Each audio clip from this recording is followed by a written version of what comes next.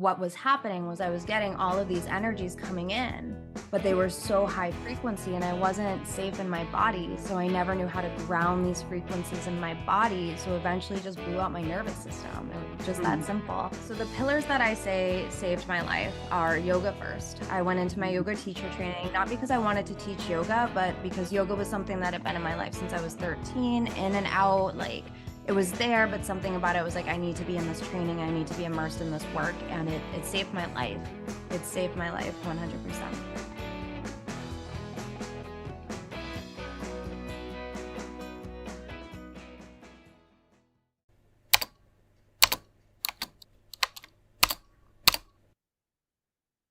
What would it be like if you fully arrived in your body?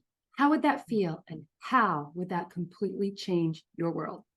Well, today on Creatrix, we are going to touch upon that and so many other interesting facets of healing, especially geared towards women, with my very special guest, Nikki Ananda.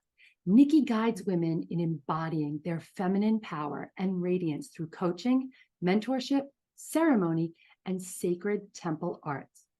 She serves as an integrative embodiment coach, somatic and sacred sexuality practitioner, spiritual and psychedelic integration specialist, and mentor for new paradigm leaders. Nikki devoted many years to healing, receiving, and apprenticing with elders in her spiritual community. She has had the privilege of being immersed in sacred ceremonies that have initiated her into becoming a guide into the feminine mysteries. Embodiment is the key foundation in Nikki's offerings, always bringing forward a practical component. She supports people in expanding their nervous system's capacity to hold and anchor radiance within every atom of their being through somatic awareness, plant medicine integration, and sexological bodywork. Nikki, welcome to the show. Can you read my bio everywhere I go? Sure, I'll record it for you if you want. That was amazing. Yes. Thank you so much. Thank you for having me. I'm so excited to be here. Oh, I'm excited that you're here too and to have this conversation with you. And, I just to preface for the listeners, we're going to free flow a bit, but I'm going to touch on all those topics if we can. So maybe we could start for our viewers who are not familiar with your work. Maybe you could tell us a little bit about you and your background and how you came to this world. Yeah, for sure. So summing up a life's journey in a couple minutes. Yeah, I would say, so it all started in the womb, as it does. And I was adopted when I was an infant. So it set me up with a very interesting blueprint of, we'll say challenges, challenges and traumas. I'm not afraid of the word trauma. The way that I perceive our lens of like evolution is essentially like when we're children is when we're imprinted with whatever obstacles, challenges, traumas, and then we spend our adolescence and adult lives kind of working it out. If we're not aware of what's happening, then we will continue to reinforce the pattern, reinforce the program, and recreate the same experience in a multitude of other experiences. And typically it gets louder and louder and louder. So I believe firmly, I think there was specific energies around my conception that I intuitively knew about. This was a closed adoption. So I miraculously found my biological mother in 2020. That's its own thing. Wow. Very miraculously, shouldn't have happened. And it did. And she's like, I was born in Mississippi. I was adopted in Massachusetts. Massachusetts was the only state where the adopted child has no legal rights to finding the biological family. So that was like its own thing. It's very interesting. Yeah, we've come a long way since those times, since the 80s, when I was born. Systems like ancestry.com has really created like a disillusionment around like the mystery of like our biology in a sense. So yeah, so being adopted, at first I thought it didn't really have any effect on me. I was adopted in a loving home. Like, how could this matter? Like, I was 17 days old. I was like barely aware. And then as I got older and older and older, and by older, I should say in my 20s, I started to realize like, oh, this actually had a significant imprint on me. Now, the reason I came to figure this out in my 20s, when I was a teenager, I suffered like many of us, chronic depression, chronic anxiety. Like my first suicide attempt, I was like 12 years old. I was a baby, like young, struggling with like emotional complexities that I didn't see in my peers. Like it really felt unique to me. I ran away when I was 15. I had an assault when I was 15. And all of these experiences, like even though I was going through these traumas, my spirit was like really fire. Like I was alive. Like I really was like awake and alive in the world, living, even though I was like getting beat up on the way. Yeah, so cut through a few years, when my spiritual awakening started to happen, I started to see that these blueprints of the traumas I had when I was younger was why all these patterns kept recreating in my life. So it took radical responsibility, like radical responsibility, to start reclaiming my power and seeing how all of these dots were actually connected. And it's not like this path isn't for the faint of heart, right? Like we and our traumas are our gifts. And I knew that too. My first awakenings came in when I was super young too. I was 17. So I always say that my awakenings from 17 to 24 were just that. They were just like awakenings. Like I started to see the world for what it was. I started to see the patterns and the fractals and sacred geometry and all of these beautiful things. But it wasn't until 2012 that I actually started my healing journey. I had an awakening that was so intense that it put me in a psych hospital. I was actually sectioned. And after that, I knew that what was happening was I was getting all of these energies coming in, but they were so high frequency and I wasn't safe in my body. So I never knew how to ground these frequencies in my body. So eventually just blew out my nervous system. It was just that simple. Yeah. So after that experience, and that was December of 2012. So that was kind of like a big time on the planet. Oh yeah. I moved that month. Yeah. It was Oh, yeah. Yeah. Everything moves that month.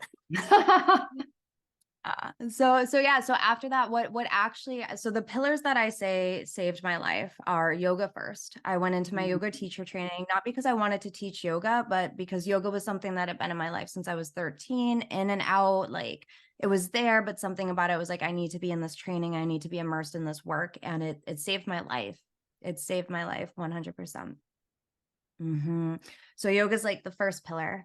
And then plant medicines came in a couple years later. Now I'd always like experimented or played deeply with psilocybin and LSD and ecstasy and all these things when I was like a teenager, but working in very intentional ceremonial spaces. And when I started my work with ayahuasca specifically and worked with these elders on this path, that's when I accessed some parts of my subconscious that I didn't even know we were capable of accessing. And there was something significantly different about working with a guide because I was able to fully let go in those spaces. I didn't have to hold myself because I had someone holding me to do this work, a trusted guide. And we can talk about that because that's actually why I was even invited to be here. So we can get into that. Yeah. So a few years later, so ayahuasca brought me to a really profound sexual healing ceremony. It was my 9th, 10th, and 11th ceremonies. It was February of 2016. And all of 2015, I took a year of celibacy. It was just intuitive. Like I was like, something's off with my sexuality. Like I was going through like feeling asexual and confused and all of these things. That was a word that was being pumped into the media at that time. So it felt normal to have no sex drive.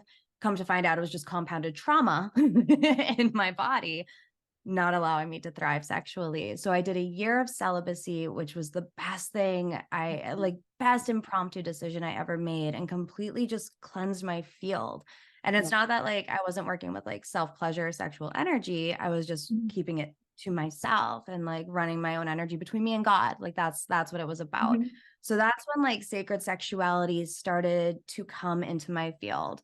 I had those ceremonies a year later. It was like 14 months later. And I processed a sexual assault I had when I was 15 years old that I had thought I had already processed because I had intellectualized my way through the healing. Like I had forgiven these people. I had made sense of it. I'd come to peace. I'd extracted gold from it. I made diamonds from it, all of these things, but still at the depth, the core of my womb and my yoni, that trauma was still imprinted in the cells. So through that medicine ceremony, so much energy released through me that I didn't even know was blocked because it had been with me, decades, over a decade, 15 years. And when I came out of those ceremonies, so the word quantum shift is thrown around a lot these days. And I feel like I have like a high standard for what that actually means. After those ceremonies, my entire diet transformed. I was completely clean in my diet, meat left, dairy left, effortless. I wasn't a discipline, it just stopped. Toxic people in my life just disappeared. Like all of these things just transformed because my energy had radically awakened in my body. It just, so from there, I started working with a womb healer. And then I started working with a tantrika and working with hands-on sexological body work, or for her lineage, it was sacred spot massage. So what happened from here was when I started to receive the hands-on work, and I should say, I'll say this for any listeners too, because this is very intense. When I first heard about like yoni de-armoring or yoni massage, I was absolutely terrified. I was like, no, like this is never going to happen. I met this woman who was my practitioner 3 years prior, and I was looking for like someone to coach me around sexuality, sacred sexuality. And she was like, by the way, I offer this hands-on work. And I was like, nope, like no way. So after these ceremonies and going deep into the womb work, she started popping up in my consciousness. And there was just like that knowing and like the terrified, like, oh my God, am I actually going to do this? But the knowing that this is the path forward. And the sessions that I had with her were more powerful than my plant medicine ceremonies. And then when I broke my celibacy, I had my very first, actually, I broke my celibacy before I started working with her. That's what happened. Or I completed it because it was supposed to be a year vow and I went 15 months. And there was this man, he was like perfectly emotionally safe. There was no like romance there, but I was at this point where it was like, if I don't have sex now, I'm going to never have sex again. Like I could just tell that the momentum.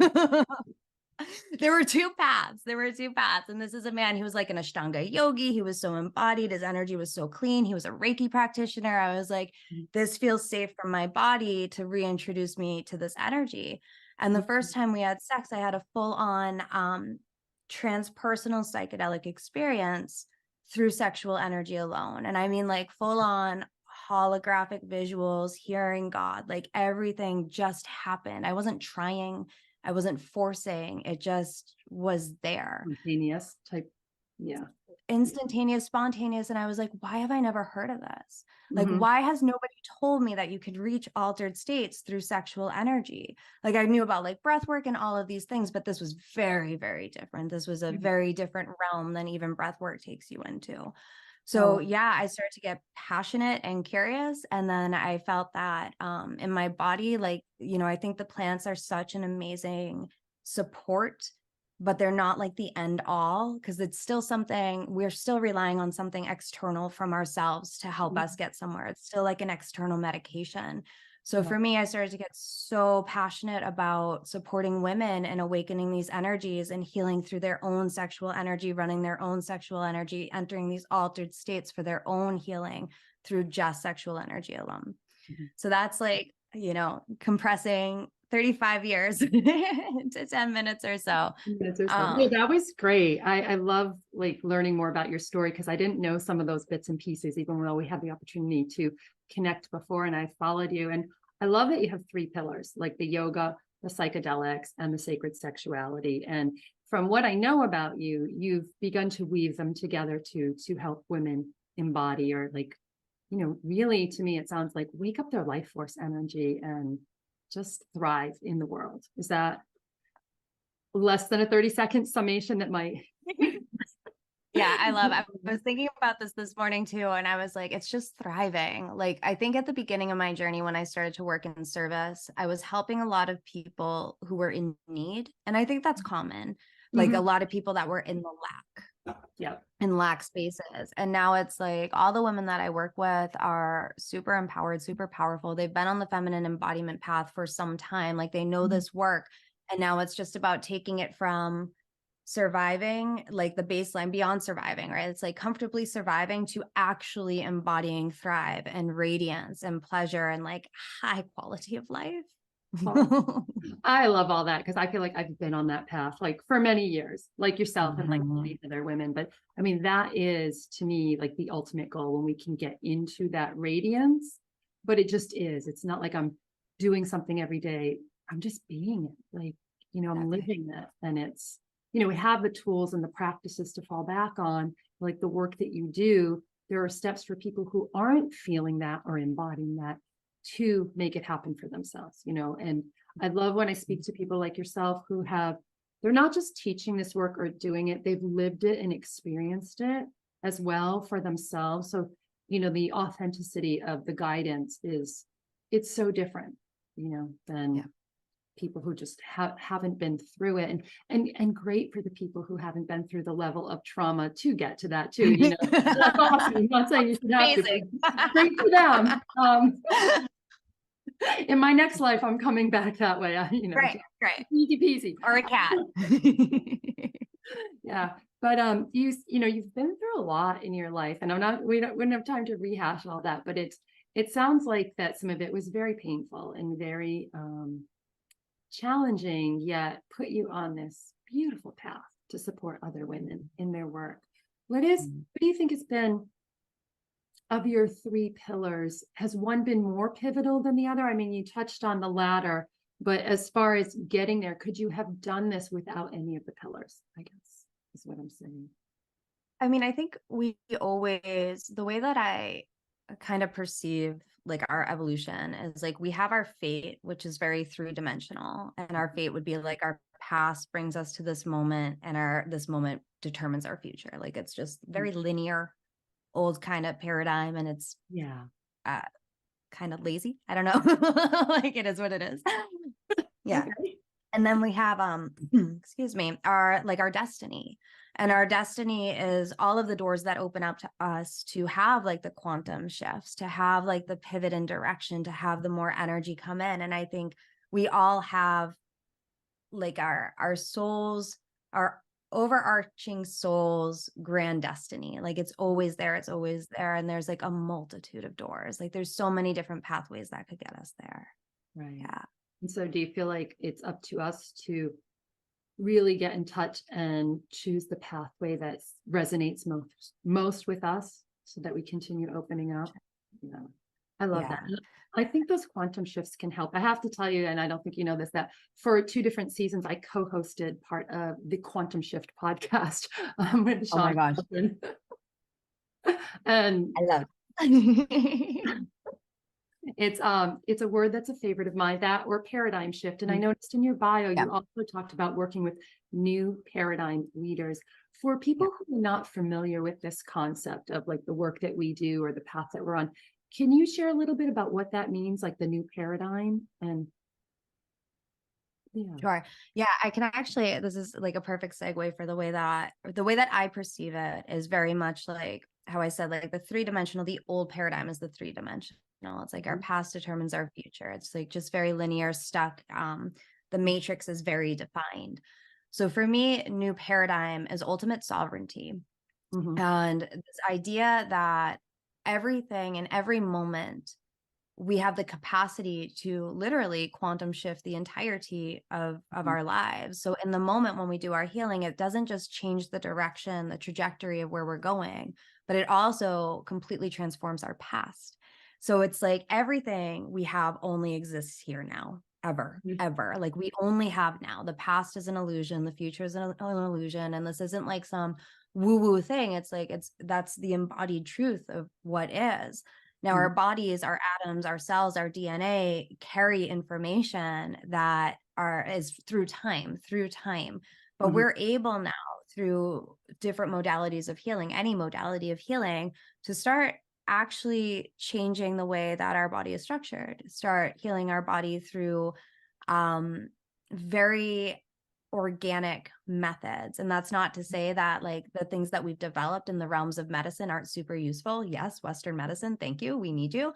But it's now understanding that a lot of the stuff that we've over diagnosed or over medicated for, we're able to transform in an instant. Like time is just moving differently now. So to me, like the whole essence of stepping into new paradigm leadership is really claiming that responsibility, Mhm. our ability to respond to everything in our life and be that, I work mostly with women, that queen who has responsibility and reigns generously, devotionally to everything that touches her life. Mm. So I think sovereignty is the key word when it comes to new paradigm. I love that. And that definitely goes with queen and that queen energy. And I appreciate you sharing that. I don't want to go down that rabbit hole just yet. I really want to touch on this new paradigm of even medicine or, your experience. You said you were in psych ward. So have I, Mm. but for Ooh. similar reasons, Yeah. the downloads were coming, but also this, and I find this common with a lot of women. There's a lot of intuitive knowledge that comes up or intuitive information, and we put it out there and people are like, you're crazy.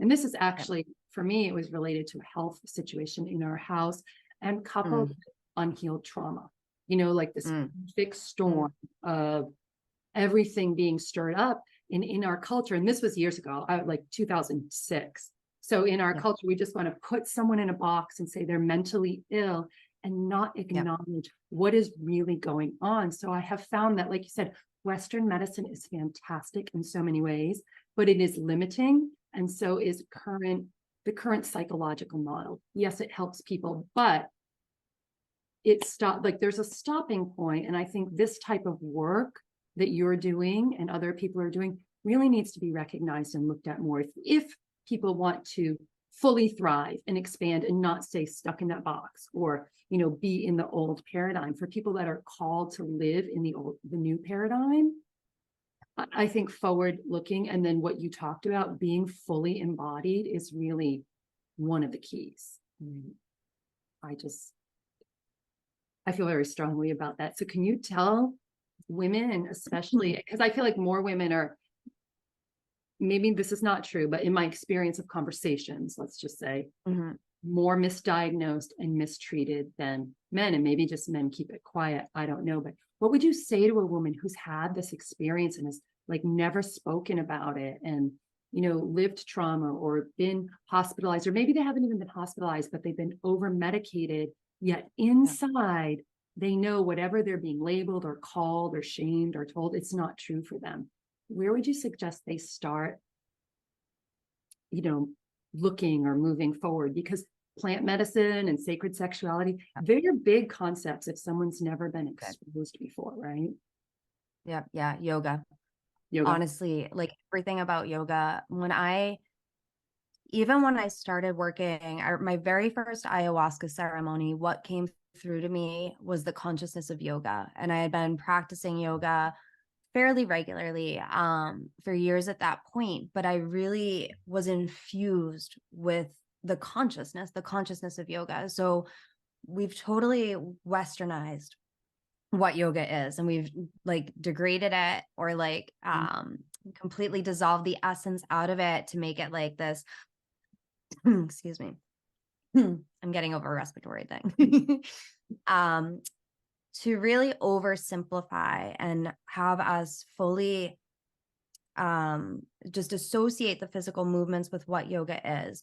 And yoga is a deep philosophy that's an incredible like guide Mm-hmm. to moving through life in Okay. all of the ways, all of the branches. So yes, like get on the mat, be in your body in that sense and start to look at how the energy moves through the body.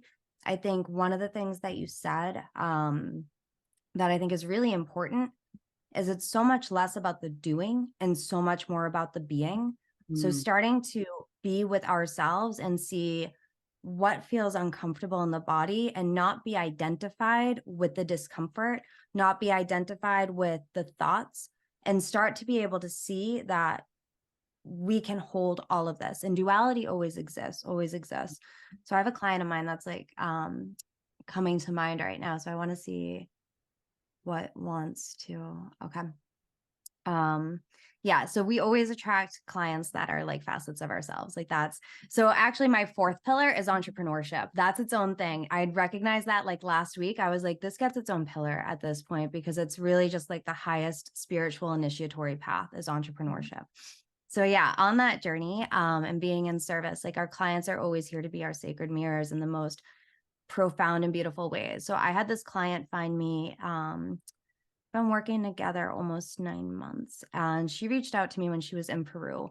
And not everyone should work with plant medicines. This is what I'm going to say, because it can, especially if you have, like, like obsessive compulsive, it can be really triggering, or schizoaffective. Like there's certain things that it's like not necessarily super recommended for. So I work with a lot of people that have been in psychedelic spaces that ended up creating more chaos than clarity through these spaces. So I do a lot, and that's the integration piece. I do a lot of like remediation, reparation.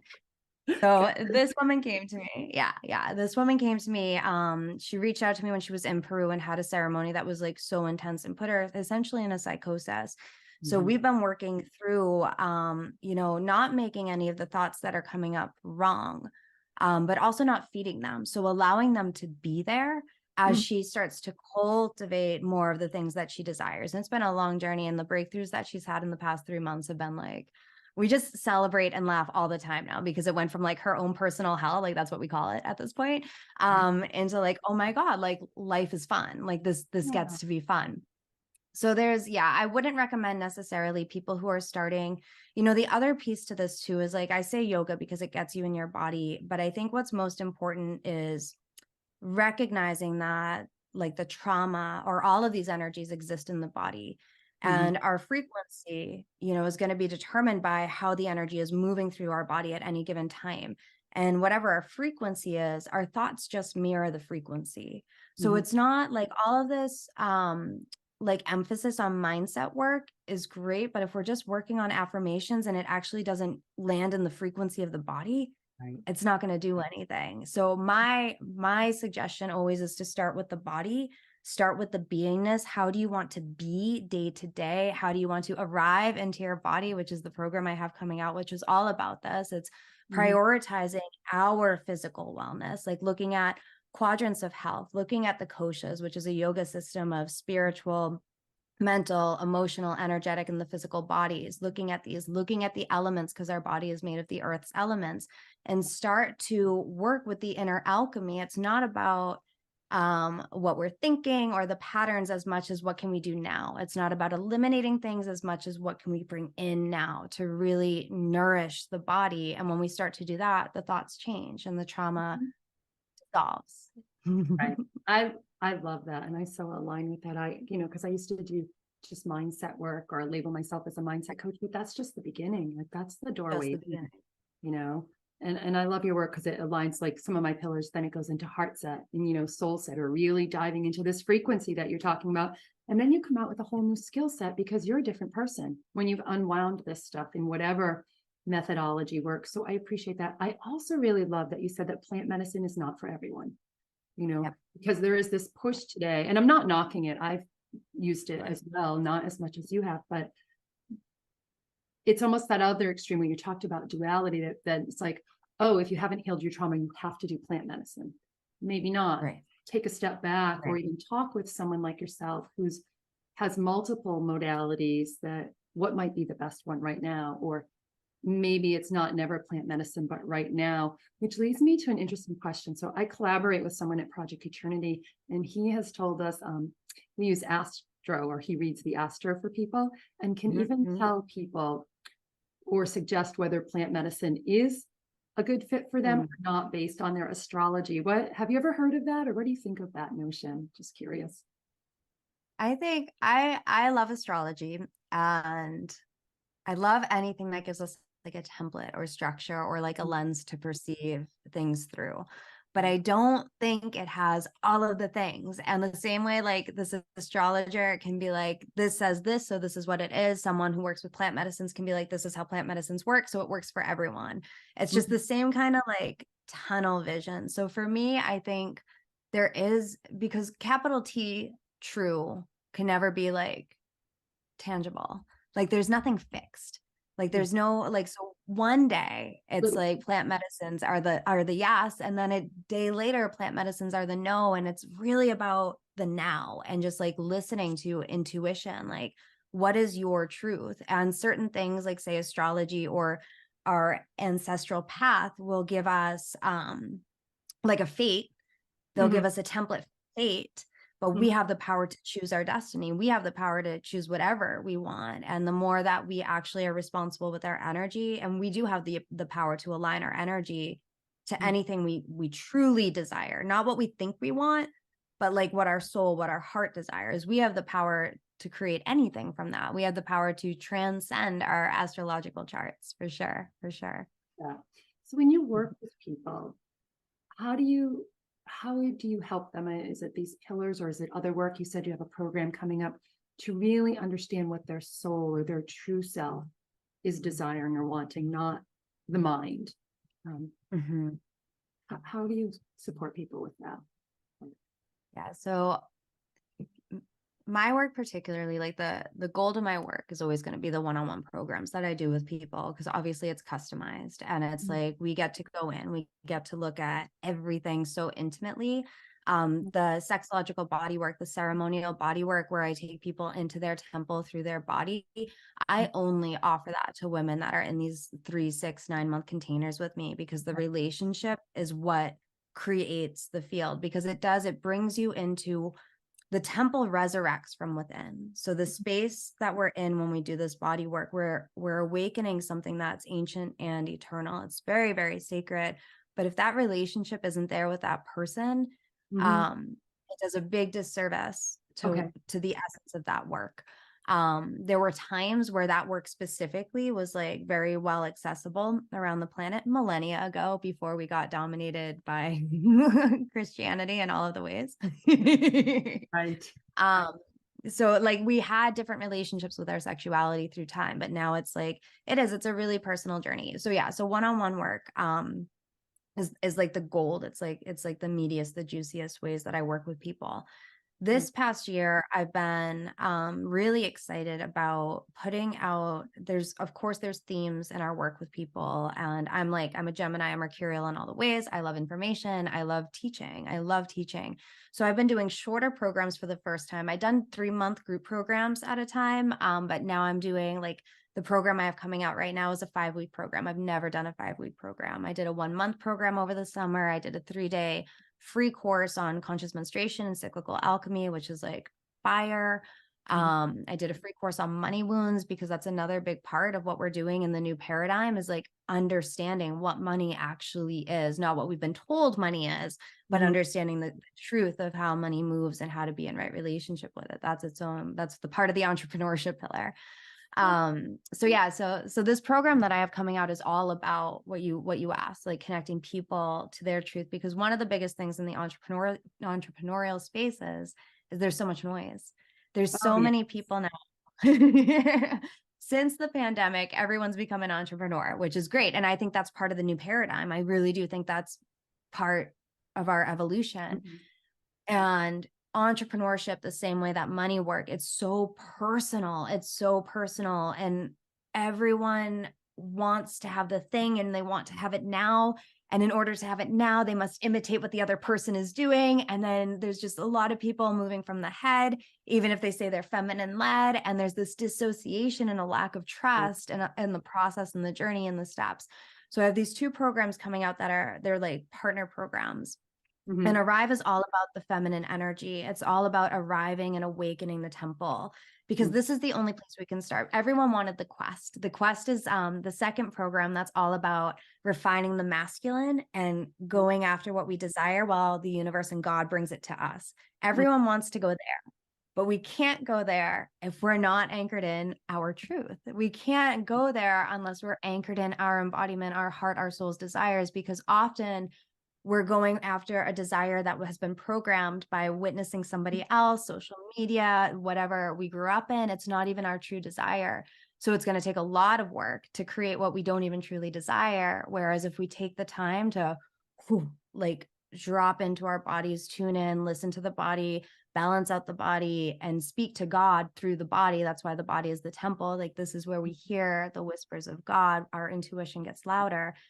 This is the starting place. And from here, we're able to say, all right, I'm going to step into my masculine. This is my arrowhead. This is what I desire. I'm sending out the arrow, and then the universe comes and moves towards us. And then we have to make another step, because it's not just about, this is what I want, I'm going to write it 100 times. Okay, I did my action step. It's like, no, we have to like really tune in and listen, like, what is the next piece that I'm responsible for now? So those are the two programs right now. I know they're going to be like masterpiece programs. I have never been like, we get initiated when we're putting out our own work. So to have Agreed. a month that I've been putting out Arrive, I've been like initiated deeper into my bliss, into my pleasure, into my body. And I'm like, this is the best thing I've ever done. Like, this is literally the best thing I've ever done, bringing out this program for me, for me. And everyone else gets to benefit. It's perfect. It's perfect. Well, Yeah. sometimes And these will be go like, ahead. yeah. And these will be forever, for like that, they're forever. They'll be in my archive forever, which is really, yeah, it's really cool to do that.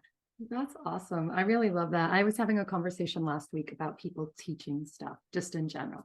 Like, oh, if you can't do it, you teach it. And I was like, I don't think that's true, because I've taught on topics that are embody my work. And it's what you said. I learn it at such a deeper level. I begin to embody it even more. So it's like teaching it and doing it. And, you know, listening to you speak and talking about the arrow, it's not about just being all in your divine feminine or all in your masculine.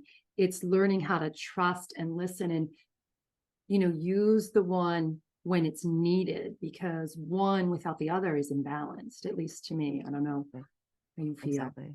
Yeah. Yeah. Yeah. And I think the balance is so unique to each person. So even we outsource, what does balance look like? And we start to come out of our power because we're not even tuned into that very delicate center where all of that information comes from. And that's why the feminine has to come first. It's our being first. And once we tap that, then any action we make from our true being is going to have a high ROI, no matter what. No matter what. Awesome. So ladies, if you're listening, trust yourself and tap into the inside. And if you need support or really want to kick it up a level, reach out to Nikki. I have a question for you, because we're getting short on time, about that. You mentioned working with a tantrika. So do you consider yourself a tantrika now? And you, or is, you know, can you explain to someone who doesn't know what that is, the term? So there's two terms, tantrika and dakini, that are used in the tantric, neo-tantric realms. So the reason that I associate my work under the umbrella of sacred sexuality is because I've seen a lot of corruption within the neo-tantric realm. So neo-tantric, meaning the way that we've very westernized and overly sexualized true tantra, which is a branch of yoga, which is all about embodiment and duality, and sex, of course, is a part of that, but it's not all of that. And then we've taken it in our culture, and through like the past century, we've developed our own hedonistic approach to this. So my approach to sexuality does not come from the pathway where, you know, the way I see it is there's like almost an over feminine, because the feminine, I mean, this could be a tangent for 20 minutes, but the feminine is both shadow and light. It's the wild, it's the feral. So when we have that without the masculine light, like that Christed consciousness say, and it's just that wild feminine, it becomes hedonism. And a lot of people will say, yes, hedonism is sacred. And sure, of course, all of life is sacred. There's nothing in life that isn't sacred. But I think that sexual energy is, I know that sexual energy is the most powerful energy that we have on the planet. And when we're entangling and mixing our energies with other people and with certain energies, like certain deities and stuff like that, it's not in the highest service. It's not in the highest good for all. And I've worked with a lot of women that have come out of that tantric space that like wake up and they're like, oh, this doesn't feel good. This is not right. I've been misled by all of these stories. So yeah, so for me, sacred sexuality, definitely I lean more towards celibacy than hedonism, but there's a middle path, of course, but it really is about relationship to self, so we can be that clear vessel, because the energy, that sexual energy, is creative energy, and we create whatever our frequency is. So the cleaner our body is, the clearer our relationship with our sexual energy, the more precise our creations will be for the highest good of all. I appreciate that. You know, on the quantum shift, we used to have a saying, and I've carried it over. It's like the most important relationship is the one we have with ourselves. or you're saying that develop that first, develop it with source, or however you define that, and then bring it out into the world. So I appreciate that, because, there is, as people are becoming even more and more sovereign, if you will, or educated on certain topics, there is a lot of misled or different information out there. When you talk about sacred sexuality, what are your thoughts in some of the progressive movements about ethical non-monogamy and polyamory and things of that nature? And that opens up a whole big, more than probably a 20-minute conversation, but is there sacred sexuality in that, or does it depend on the players, if you will, in each unique circumstance? So I have like a really clear, and I'll probably feel this way until I die. I believe that us as adolescents should be taught to be polyamorous. I believe that we should be dating multiple people to find ourselves through the people that we're dating, to prepare for monogamy. I feel that what we have done is we have made monogamy this indoctrinated culture. So we do it because it's the thing to do, and it's not conscious choice monogamy. And we don't know that there's other options. So a lot of people rebel against indoctrinated monogamy to go explore all these other things, which is essential. And I think it's incredibly healing. And I personally believe that ultimately what we desire is union with one person, intimacy with one person. I believe that that's what the soul craves and desires. And I've witnessed and experienced many people evolve through polyamory to also find that to be true as well. So I'm getting a lot of evidence in my field that like there's something accurate about that. Of course, like we're all so unique, and who am I to say every soul? I just have a hunch that divine union in self first is met by having that partnership, and we crave that intimacy. And if we have multiple partners, we don't get that concentrated intimacy, which comes with a lot of self-realization and self-responsibility and shadow work and a lot of things that we don't want to do, which is why polyamory is a great place to start. But it's I think we have it backwards, because I think a lot of people go from indoctrinated monogamy to polyamory. And I think kids should be taught to date multiple people at once and find yourself, know who you are, know what you like. Yeah. And we could say that on many levels, that they could find themselves and just get to know themselves without all the programming. Right. And just, I think if they were given that opportunity, they wouldn't have gone through all the trauma or the years of healing, like someone like myself, or, you're a bit younger and you've been through a lot too, if we were just given some of those opportunities. We are going to have to wrap to honor your time. I could ask you questions all afternoon. I have so many that are coming up, but on so many topics. Before we wrap, is there anything you want to share with our listeners who are still here with us about your work, your vision, your beliefs? The floor is yours. I think the one thing I wrote this was part of my text in a post that I did promoting for Arrive. And I really think it's important. When people come to work with me, like I have no interest in creating replicas of myself. And I think we see a lot of that in the personal development spaces. So anyone who's feeling called to work with me, the invitation is that I will gently, eloquently, and directly hold the space for you to go deep and meet yourself and find your own processes, for sure. Oh, I love that. That's beautiful. And if people do feel called to work with you or are more curious about your work or your upcoming programs, where can they find you?